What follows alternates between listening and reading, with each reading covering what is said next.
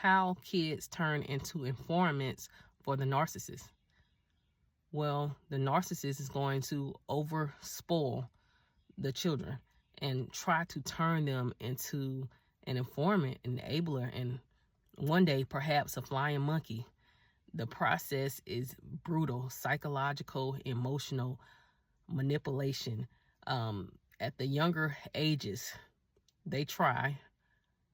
As young as they start talking, they'll hurt their feelings, tell them sad sob stories about themselves.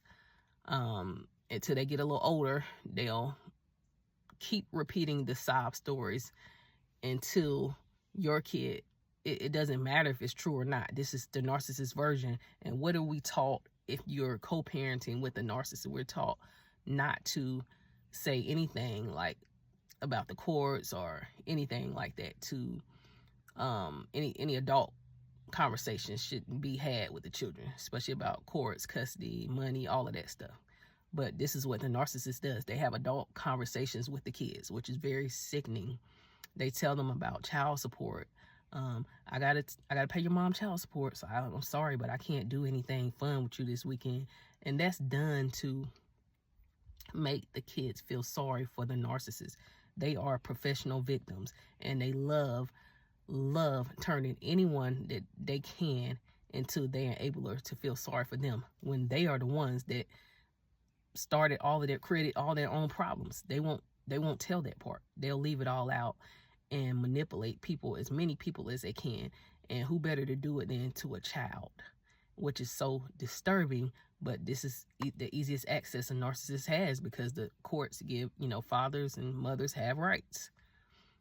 So they also have children get to the point where they hate the healthy parent. Now, this hatred, it starts by having a problem with everything that the healthy parent does. They got a problem with everything. Things that they once had no problem with. They got a problem with your food.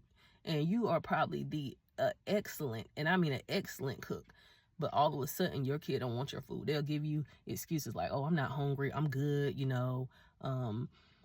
and then they'll be on the phone with the narcissist back there asking the narcissist, because the narcissist has this old open relationship with your kid, like, oh, you can call me about anything, anytime, anytime you need anything. And then somebody be knocking at your door and delivering DoorDash. And you're like, why am I getting DoorDash food delivery, Chinese food to my child, when we just cook chicken or fish and all of this stuff? That's because the narcissist has used the kid and turned them against you, and the kid doesn't even care. Your kid can actually get to the point where they manipulate the narcissist. A kid can be smart enough to manipulate the narcissist, give them feedback and negativity, and tell them things that are going on at your house, and they may over exaggerate, but they know that's what the narcissist wants to hear. That's how sad parental alienation is, how disgusting it is. So the kids, in turn, they get what they want from the narcissist. They get money when they don't deserve it. When they're misbehaving in school, they get praise from the narcissist, attention, because the narcissist is not going to punish them. They're going to let them play video games all night on their weekend, even if the narcissist got to take them to school on Monday, if that's a part of your custody exchange. They get anything they want. So it doesn't matter if you're punishing them or doing the right thing.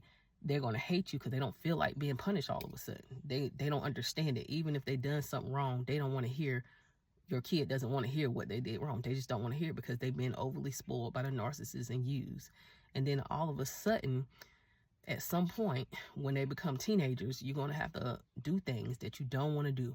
But I've done it. You're going to have to get some cameras inside of your home, because you don't know if your kid is actually going to try to attack you, because of the irritation and the frustration and the fact that they've been manipulated by the narcissist.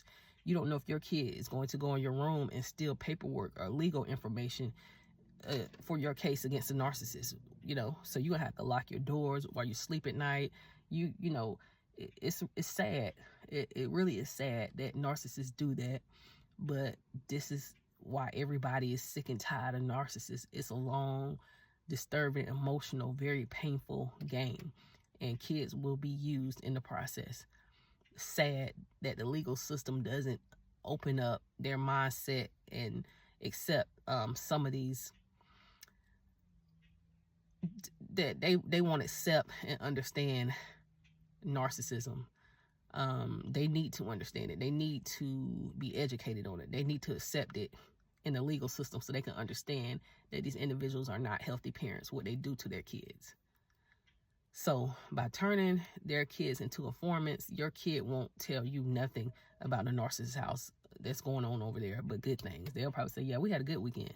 Just won't tell you nothing because your kid is now on the side of the narcissist. They know about court. They know about child support, attorneys, all the narcissist problems.